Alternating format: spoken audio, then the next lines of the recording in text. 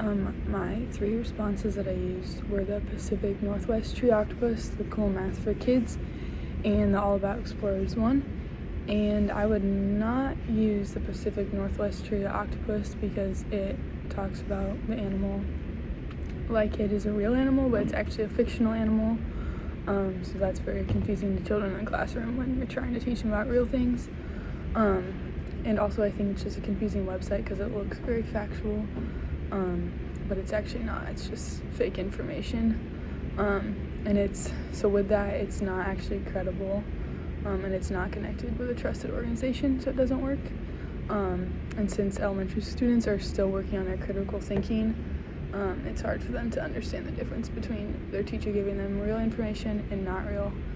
So this could cause both communication or confusion and miscommunication.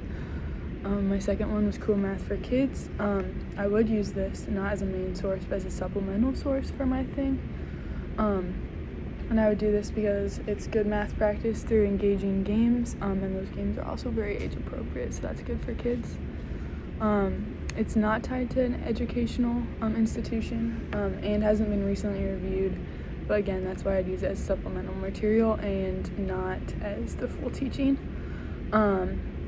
And there is some ads and distractions, but that just means there needs to be both structure and supervision when using Cool Math.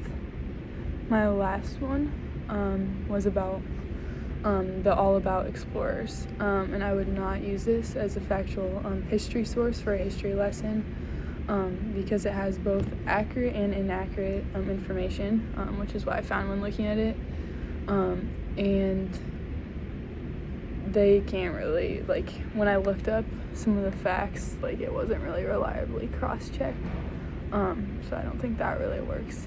But as an elementary school student, it'd be hard to figure out if it's real or fake, because for me, even, I had to look it up, so yeah, it could only be used if we were going to teach evaluation skills on websites, but I wouldn't use it as an actual guider. And then overall, I'm doing this and thinking about me as a future educator.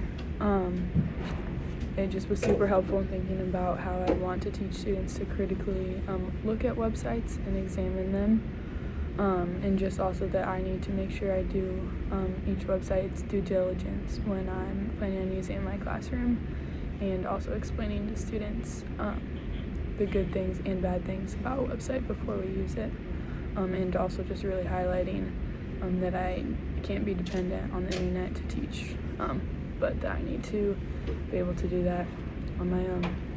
So overall, I thought this was a very good reflection.